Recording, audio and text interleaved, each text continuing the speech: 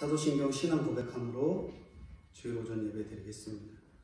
전능하사 천지를 만드신 하나님 아버지를 내가 믿사오며 그 외아들 우리 주 예수 그리스도를 믿사오니 이는 성령으로 잉태하사 동정녀 마리아에게 나시고 본디오 빌라도에게 고난을 받으사 십자가에 못 박혀 죽으시고 장사한 지 사흘 만에 죽은 자 가운데서 다시 살아나시며 하늘에 오르사 전능하신 하나님 우편에 앉아 계시다가 저리로서 산자와 죽은 자를 심판하러 오시리라.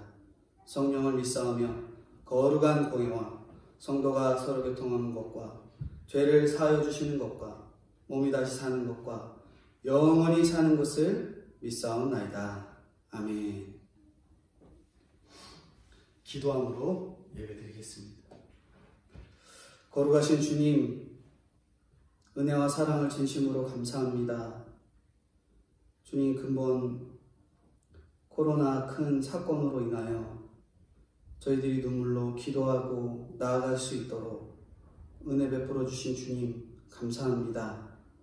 하나님, 저희들 너무나 연약하고 믿음 없고 준비되지 못하여 너무나도 부족한 것들이 많아 하나님 아버지 앞에 기도하지 못하고 게을렀던 저희들의 모습들을 불쌍히 여겨주시고 근본 시간 눈물과 하나님 아버지 앞에 엎드려짐으로 주님께 참 답을 구하고 믿음이 더욱 견고해지는 귀한 기회의 시간이 될 수 있도록 은혜로 함께하여 주시고 인도해 주시옵소서. 저희들이 귀한 씨를 허락해 주시고 믿음의 자녀로 성장할 수 있는 열매 맺을 수 있는 성도로 불러주셨사오니 주님, 귀한 열매 맺어 100배, 60배, 30배의 귀한 결실을 맺을 수 있도록 믿음이 성장하는 저와 사랑하는 성도님들 될 수 있도록 은혜로 함께하여 주시옵소서. 시종을 주님 아버지 앞에 맡겨드리옵고 예수 그리스도의 이름 받들어 기도드리옵나이다. 아멘. 말씀 보겠습니다. 성경 말씀 마태복음 13장 31절. 마태복음 13장 31절.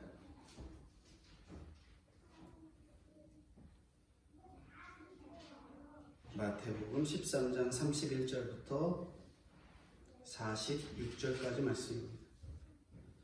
13장 31절부터 46절까지 말씀입니다.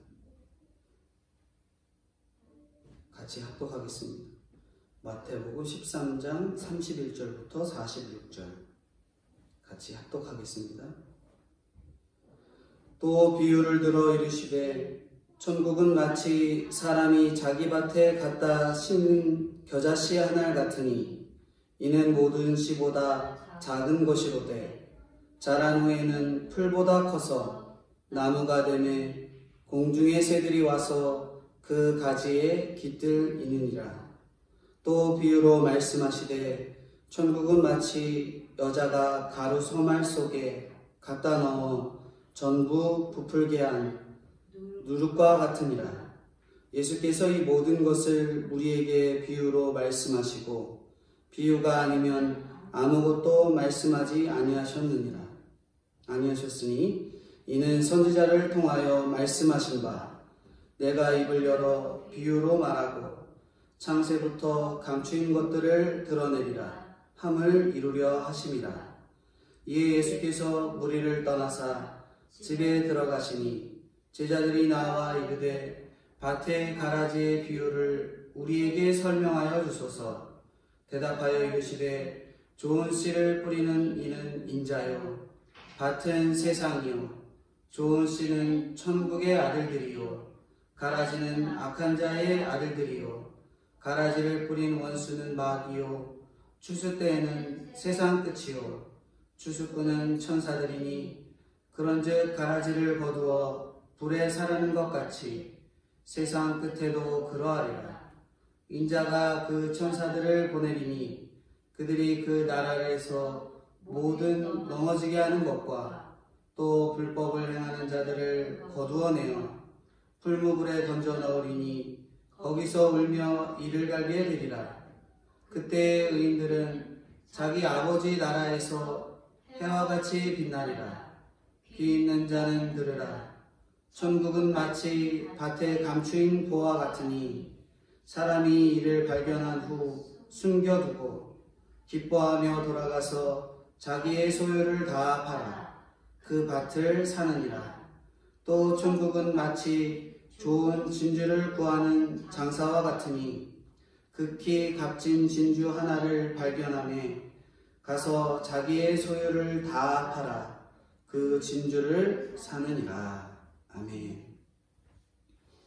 본문은 마태복음 13장 31절부터 46절입니다.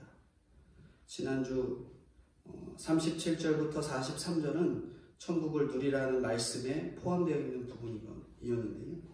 그래도 본문이 이어지는 본문이라 같이 보았습니다. 오늘 본문은 31절부터 46절인데 중요한 것은 37절부터 43절은 지난주 말씀을 통해 전해드렸습니다. 오늘은 이 본문을 통해서 감추인 보화라는 말씀으로 본문을 살펴보고자 합니다. 감추인 보화. 저희가 구약에 보면 다윗을 볼 수 있는데요. 다윗이 사울에게 쫓기면서 고난을 받고 고통을 받고 힘든 어려움을 경험할 때 어떻게 그렇게 잘 버틸 수 있었을까? 고난 가운데서도 다윗이 하나님을 의지하며 살아갈 수 있었던 것은 쫓기며 죽음의 위협 가운데서도 감추인 천국의 보화를 보았기 때문이라 할 수 있습니다. 오늘 본문 그 감추인 보화에 대해서 몇 가지 살펴보고자 합니다. 첫 번째는 31절, 32절인데요.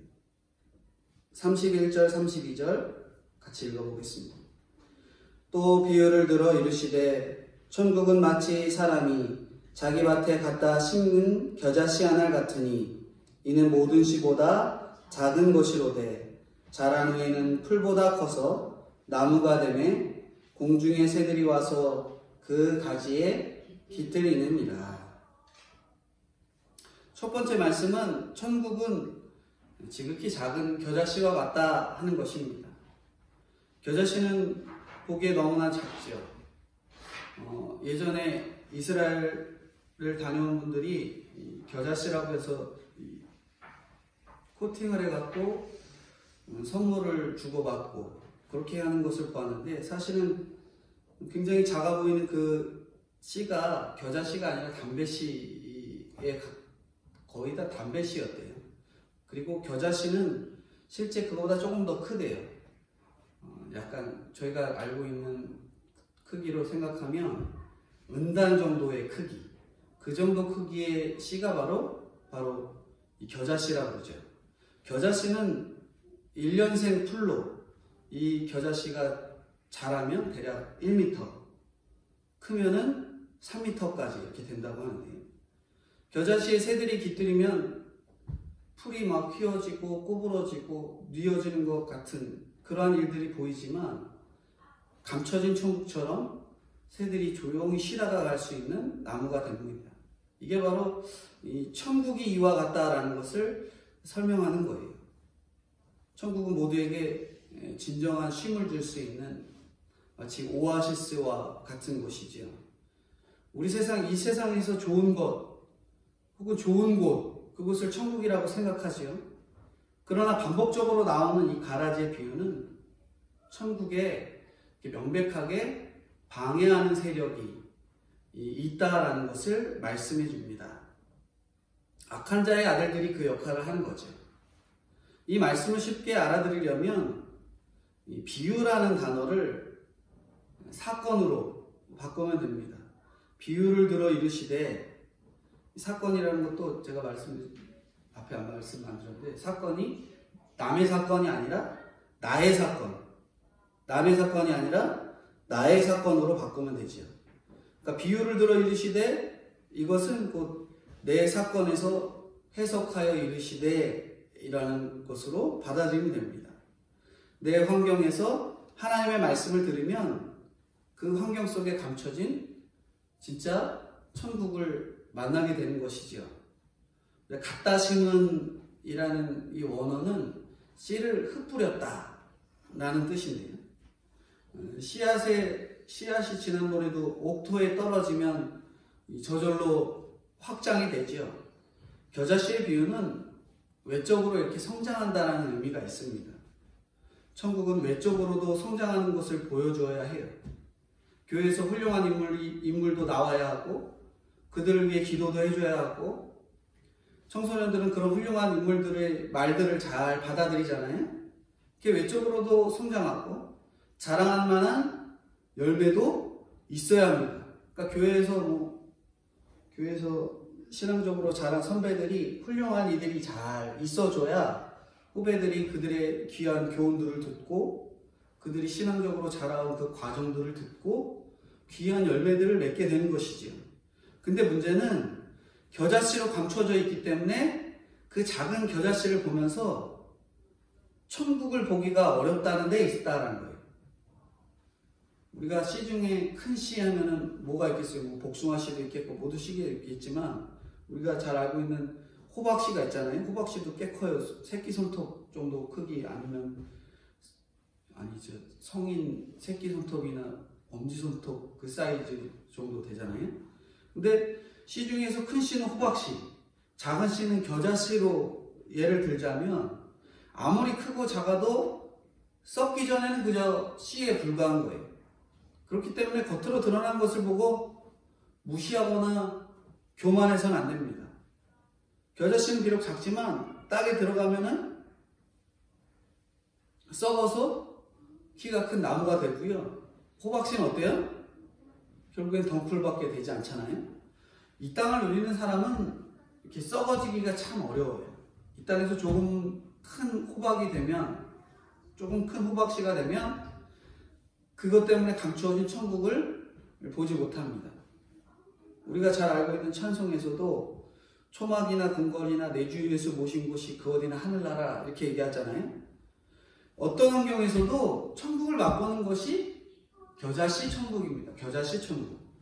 눈에 보이는 것이 없어도 믿음으로 내 사건을 해석하고 천국을 누릴 때 많은 사람이 깃들어서 큰 나무로 우뚝 설 수 있게 되는 거죠. 보기에는 좀 부족해 보여도 나중에는 그곳에 정말 귀한 것들이 쉬어갈 수 있는 그런 겨자씨와 같은, 겨자씨 나무와 같은 그런 저희들이 바로 이 천국의 비유를 통해서 설명하고 있다는 것이지요. 지극히 작지만, 겨자씨가 이렇게 지극히 작지만 그 겨자씨를 통해 쉬었다 갈 수 있는 천국을 누릴 수 있는 저와 성도님들이 되어야 됩니다. 말씀의 귀한 복음의 씨앗이 들어가면 저희들이 어느 사람에게든지 쉬었다 갈 수 있는, 어느 사람들이 저희를 통해 정말 천국을 누릴 수 있도록 도움이 되는 그런 사람이 되도록 귀한 복음의 씨앗을 들고 복음을 들고 한 영혼을 살려내기 힘써 나가는 저희들이 다 되어야 되겠습니다. 두 번째는 33절입니다. 33절 같이 읽겠습니다. 또 비유로 말씀하시되 천국은 마치 여자가 가루 서말 속에 갖다 넣어 전부 부풀게 한 누룩과 같으니라. 두 번째 이 감추인보화의 두 번째 말씀은 천국은 변화를 가져오는 누룩이다라는, 변화를 가져오는 누룩. 밀가루 속에 누룩을 넣으면 발효가 돼서 부풀어 오르죠. 밀가루가 전혀 다른 성질인 빵이 되어 먹을거리가 됩니다. 이렇게 하나님의 통치 안에 들어오면 변하지 못할 사람이 없는 거죠. 숨겨져 있어도 누룩의 역할은 정말 대단합니다. 새로운 피조물로 나도 변하고 남도 변화시키고 그렇게 드러나지 않게 조용하게 은밀하게 완전하게 변화를 시킵니다. 근데 여기서도 문제는 전혀 알려지지도 드러나지도 않는다 하는 사실입니다. 밀가루랑 누룩이랑 이렇게 넣은 것, 밀가루에 누룩을 넣은 것을 이렇게 눈으로 살펴보면은 누룩하고 밀가루하고 구분이 잘 되지 않는다는 거예요. 차이가 별로 없다는 거죠. 시간이 한참 지나서야 실질적으로 발효가 되어서 둘의 차이를 분명히 알 수 있다라는 겁니다. 세상적인 관점으로 보면 천국은 참 누리기가 힘들지요. 드러나지 않고 주목받지 않고 누군가에게 인정받는 것처럼 보여지지도 않고 그렇기 때문에 그래요. 그렇지만 시간이 지나면 가로 서말을 통째로 넣게 됩니다. 무언가 되려고 열심히 해서가 아니라 천국에 임한 사람이 가만히 들어가 있는 것만으로도 주변 사람들이 변하는 거예요. 그 교회와 성도도 변합니다. 누룩이 들어가면 변하는 거예요. 변하는 겁니다. 우리가 잘 알고 있는 알지 모를지 모르겠지만 그래도 유명한 신학자가 있습니다. 벤자민 워필드가 누룩 같은 인생을 살았다 할 수 있는데요. 34년 동안 신학교에서 연구를 하고 가르치고 교수의 역할들을 감당합니다. 근데 그의 생활을 잘 보면은 이분이 결혼을 하고 신혼여행을 독일로 갔대요. 독일로. 근데 독일로 갈 때 그냥 놀다 오는 게 아니라 선교를 가는 취지로 독일을 간 거예요. 근데 가는 중에 이 풍랑의 벼락을 맞아서 부인이 불구가 됐다 그래요. 결혼하고 39년 동안 그 아내와 같이 살았다는 거죠.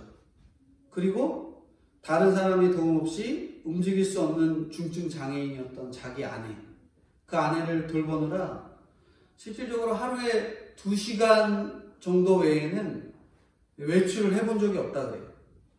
부인이 1915년에 먼저 소천하고 뒤에 1921년에 하늘나라에 갔다고 그러는데요.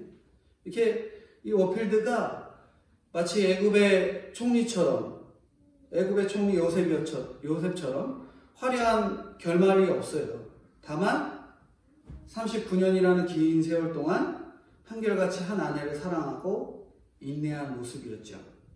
그래서 그의 책은 나중에 많은 사람들에게 영향을 주고 변화를 주고 신학에 굉장히 도움이 되는 책들이 됩니다. 무명한 자 같지만 유명한 자가 되었죠. 다른 분들도 있습니다. 근데 이분이 자기의 신앙을 지키면서 아내를 사랑하고 자기의 자리를 지키고 정말 무명한 자 같지만 유명한 자 된 그러한 사람이 된 모습이 저희들에게 굉장히 교훈이 된다는 거예요. 예수님이 없는 화려하고 좋은 집, 예수님이 없는 좋은 직장, 예수님 믿지 않는 아름다운 아내, 예수님 믿지 않는 잘생긴 남편, 별 볼 일 없다라는 거예요.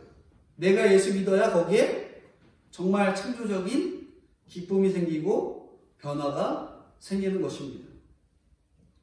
우리가 제가 한 예를 들자면 우리가 늘 한 자리에 박혀 있는 큰 돌, 바위와 같아야 됩니다. 근데 우리가 그 바위는 늘 그 자리를 지키며 똑같은 모습을 보이잖아요. 그러니까 좋은 자리에 있어야지 유명한 바위가 돼요. 설악산에 가면 흔들바위가 있고요. 부잣집에 들어가면 집안에 엄청 큰 조경석이 있지요. 그래서 아름답고 멋있어 보이죠. 설악산 꼭대기 엄청난 집에 정원에 놓인 조경석 같이 이 좋은 자리가 있어요. 근데 우리가 이 예수 믿는 자리, 그 자리가 설악산 꼭대기보다 정말 큰 집의 정원보다 너무나도 좋은 아름다운 이 역할을 할 수 있도록 보여주는 귀한 자리가 된다는 거죠.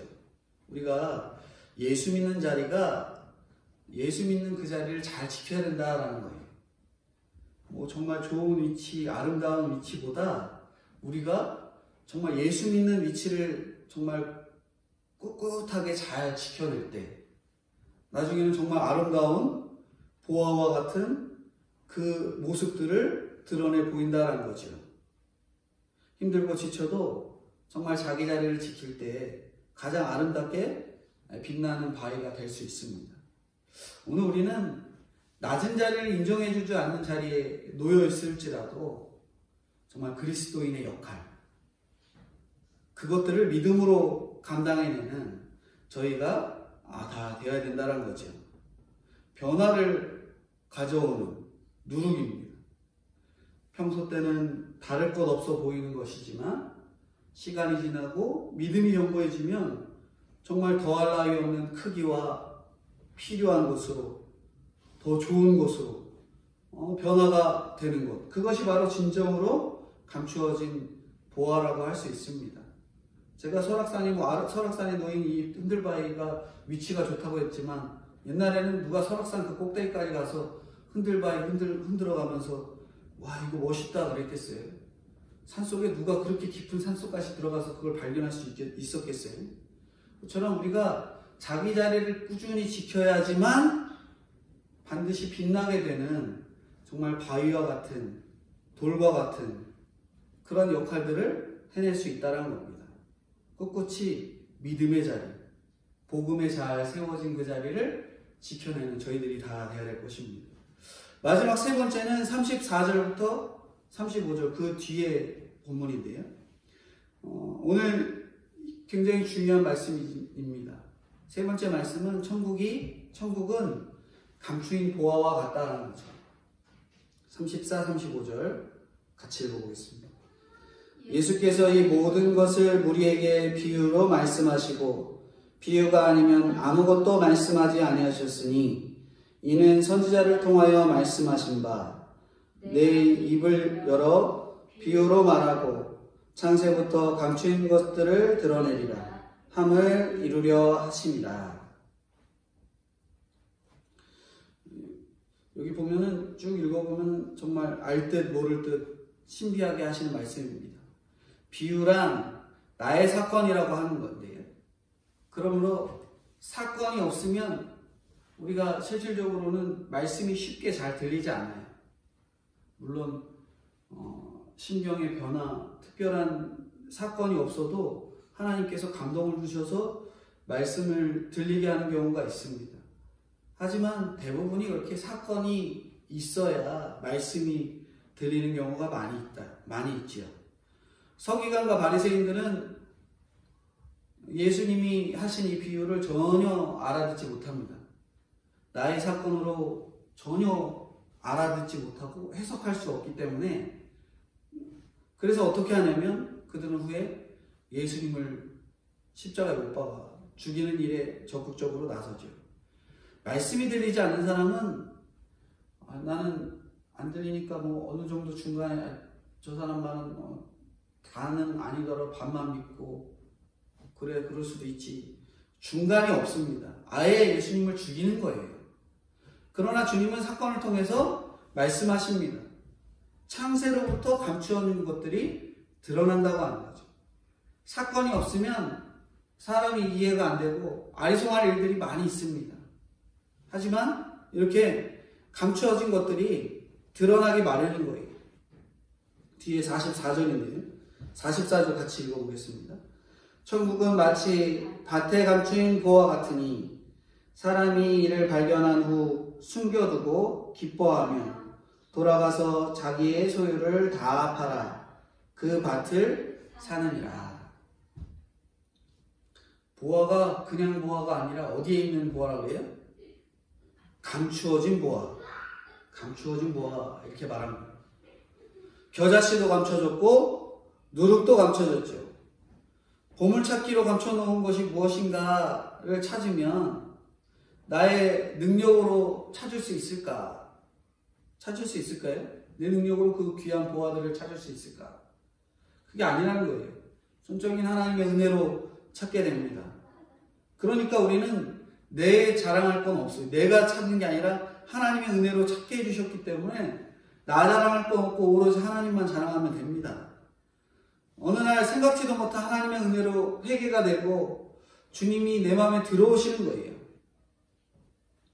여기 예수님 당시에 그리고 이스라엘 사람들 당시에는 정말 외세의 침략이 많아서 보화를 항아리에 넣어서 땅속 깊이 묻어두었죠. 근데 보화를 묻어둔 곳이 자기 밭이 아니라 남의 밭인 거예요. 자기는 그 밭에서 소작하는 사람입니다. 역시 겨자씨 누룩처럼 형편없는데 보화를 발견한 것이지요. 숨겨두고 기뻐하면서 자기 모든 소유를 팔아서 나중에는 그 밭을 사는 거예요. 자기 소유가 아니니 소유로 만들어질 때까지 참는 거예요. 이렇게 안목이 있는 사람이 있는 반면에 자기 자리에서 보화를 잃어버리는 사람들도 있습니다. 대표적인 인물이 예수님을 늘 쫓아다녔고 예수님께 배웠고 예수님에게 늘 교훈 들었던 예수님의 제자 가운데 가룟 유다가 그렇죠. 예수님을 은삼십에 팔아버린 다이아몬드랑 비교가 안 되는 보화 같은 예수님을 믿는 사람들은 다 어떻게 해요? 우습게 믿지 않는 사람들은 다 우습게 여기고 놓칩니다. 근데 본문의 사람은 그게 보화인 것을 알아본 거예요. 무엇이 귀한 것이고 무엇이 귀하지 않은 것인지 우리가 알아볼 수 있어야 합니다. 근데 왜 보화만 갖지 않고 밭을 샀을까? 보화를 가지려면 밭을 사는 힘든 수고, 쓸데없이 귀찮아 보이는 수고와 헌신이 필요한 거예요. 필요한 거죠. 복음을 차지하기 위해서 치러야 할 대가가 있습니다. 우리가 세상적으로 보면 왜 저렇게 무식해 보이고 왜 저렇게 무모할까 해 보이는 것들이 이 교회와 성도들 사이에 있잖아요. 하지만 그런 대가들이 있다는 거예요. 기쁜 것은 그렇게 값을 치르더라도 아깝지 않습니다.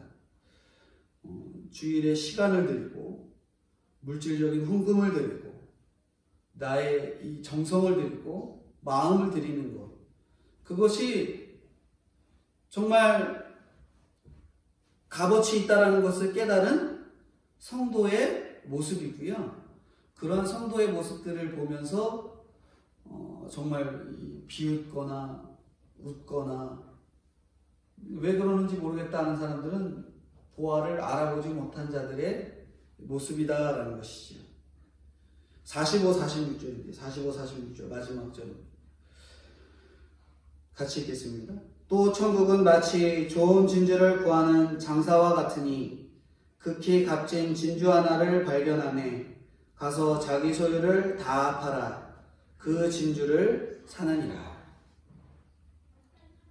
진주를 파는 진주 장수는 좋은 진주를 찾아서 헤매다가 마침 좋은 진주를 만나서 그 좋은 진주를 만나면 자기가 갖고 있는 소유를 다 팔아서 삽니다. 감추인 보화의 비유는 내가 가만히 있어도 천국은 선물처럼 찾아오지만 한편으로는 내가 열심을 내고 적극적으로 찾아야 하는 것임을 알려주고 있는 거죠. 이 두 가지가 다 믿음입니다. 내 공로는 하나도 없지만 그 천국을 소유하기 위해 열심을 내야 한다. 내 공로가 없다라는 것이 믿음이고요. 하지만 천국을 소유하기 위해 열심을 내야 된다 하는 그것도 믿음인 거예요. 예배를 위해서도 그렇고 교회와 성도를 위해서도 그렇습니다. 내 것을 모두 내려놓더라도 중요한 보화를 소유하기 위해서는 내놓는 거죠. 복음이 우리에게 가장 귀한 보화입니다. 보화를 알아보는 것은 그 가치를 알아보는 거예요. 복음의 가치를 모르면 내 모든 것을 내어놓을 수 없습니다.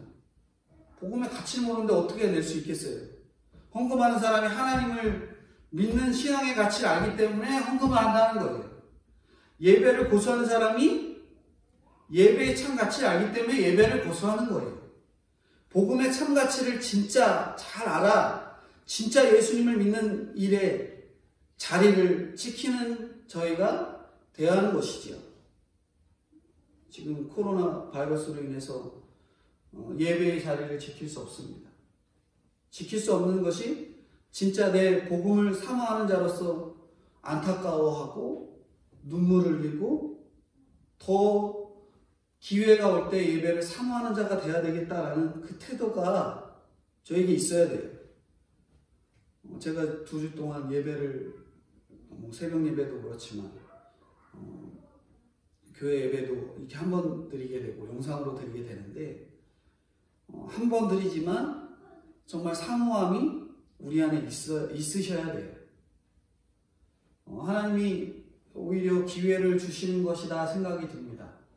다양한 생각들이 있겠지만 오늘날 교회 예배 시간이 굉장히 많잖아요. 이 시간도 드리고 구역 예배도 있고 무슨 예배도 있고 예배도 있고 다 드립니다. 근데 의식적으로 드릴 때가 참 많아요. 하지만 그러한 예배들을 잠시 쉬면서 주일날 이 1시간 드리는 예배가 정말 하나님께 사모하는, 눈물로 흘리며 하나님의 말씀을 들으며 하나님께서 나에게 하시고자 하는 말씀으로 마음으로 진정으로 깨달아서 진정한 예배가 회복되는 귀한 기회가 될 수 있도록 저희들이 힘을 쓰시고 기도에 매달리시는 저희들이 돼야 되겠습니다. 겨자씨같이 형편없이 보여도 예배를 기뻐하고 말씀으로 사건을 해석하니 고통을 겪고 그 가운데 말씀을 보고 다시 추스려서 주님을 바라보는 이들이 진짜 감추어진 천국을 바라보는 분들이다 할 수 있습니다. 저에게 감추어진 보화가 무엇일까 생각해 봤어요. 저에게 감추어진 보화는 목회의 길이었습니다. 저는 어렸을 때부터의 꿈이 군인이었었는데 그 꿈을 위해서 여러 가지 방면의 문을 두드리는 일들을 했어요. 그리고 마지막으로 두드린 문은 정말 열릴 것 같았거든요. 하지만 그 열릴 것 같은 문이 보화를 흙으로 덮어서 두기 위한 세상의 일들이었습니다. 세상의 일들. 그리고 정말 보화를 발견하게 되는 과정들이 뒤에 있었죠. 그리고 주님께서는 저에게 이 군대의 사고를 통해서 나의 참 보화를 발견하도록 하게 하셨습니다. 교통사고였지만 진짜 보화는 제가 원하는 곳에 있는 것이 아니라 주님이 원하는 장소에 있다. 그 사실들을 알게 되었죠. 군인이 되어서 저는 군인 생활이 너무 즐거웠고 사실 거기에 있는 것이 제가 하고 싶은 일이라고 생각했었거든요.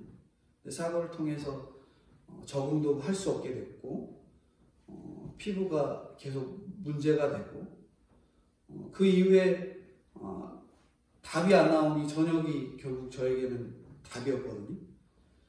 그리고 전역한 이후에 진짜 보화가 무엇인지 찾게 되었다는 겁니다.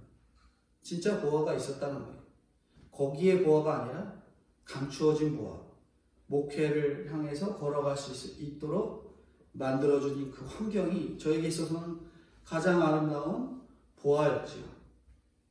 결론을 말씀드리면 하나님 믿으라고 사건을 주셨는데 우리가 듣지 못하면 손해입니다. 가라지 비유가 반복되는 것은 감추인 천국을 보기 위해서 내 곁에 가라지가 한 역할을 하고 있음을 알라는 것이고요. 내가 겨자씨 같고 누룩 같고 감추인 보화를 발견한 소장농처럼 형편없다고 남부러워하고 나를 정죄하지 말아야 되는 것입니다.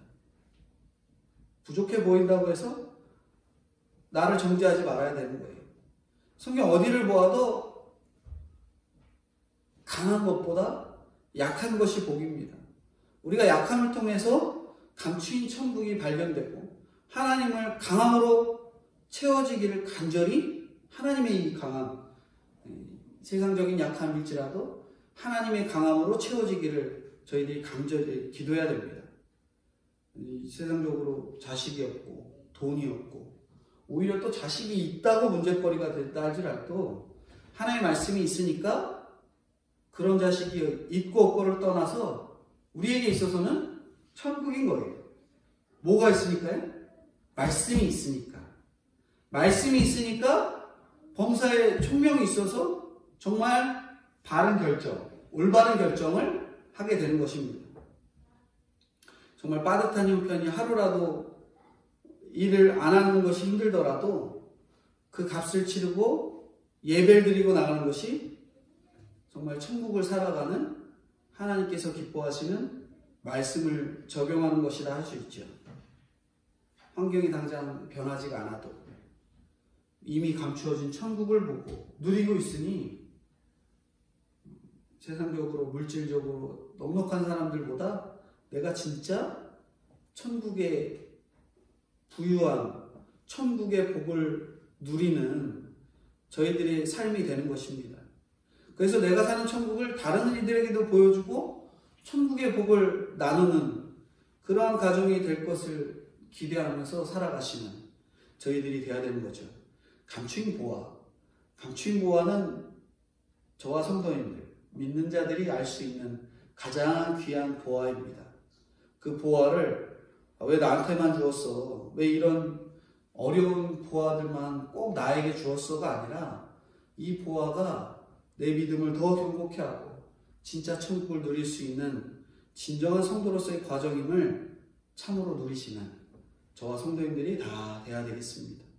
기도하겠습니다. 거룩하신 하나님 아버지 감사합니다.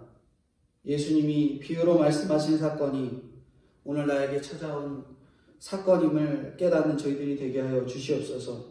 하나님의 말씀을 깨달으라고 사건을 주십니다.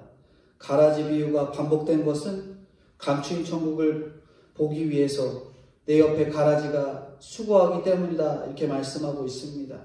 내가 겨자씨처럼 작고 누룩처럼 드러나지 않고 감추인 보화를 발견한 소장농처럼 정말 부족하다고 해도 천국을 보고 누릴 수 있습니다.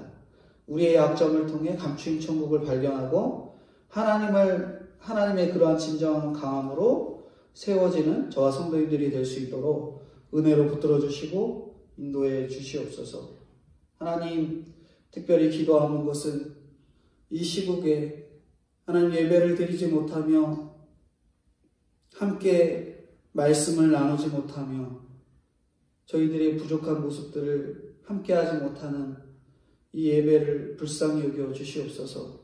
하나님, 예배를 얼마나 사모하는 마음이 없기에 하나님께서 예배마저도 끊게 하시는지 저희들을 불쌍히 여겨주시고 예배를 더욱 사모하는 마음을 갖도록 은혜를 베풀어 주셔서 저희들을 불쌍히 여기사 천국을 사모하며 보화를 사모하며 감추인 것들을 믿음으로 깨닫고 말씀을 사모함으로 다시 주님께 돌아와 예배하는 이 자리를 기뻐할 수 있는 정말 보화로 깨달을 수 있는 저와 사랑하는 성도님들 될 수 있도록 하나님 함께하여 주시고 인도해 주시옵소서. 하나님, 이 코로나의 이 여파로 인해 예배가 모여 예배드리는 이 기간들이 길어지고 있습니다.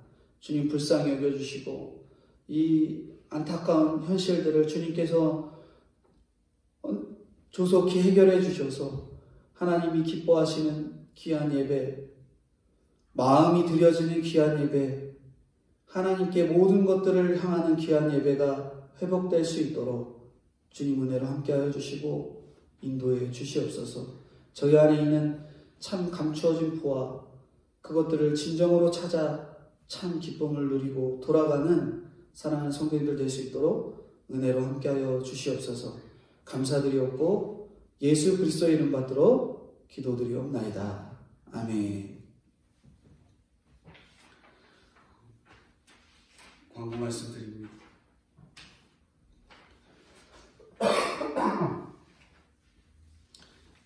이 기간이 오히려 더 기도하는 그리고 성경 읽는 전도하는 일에 힘쓰시는 기간이 되어야 되겠습니다.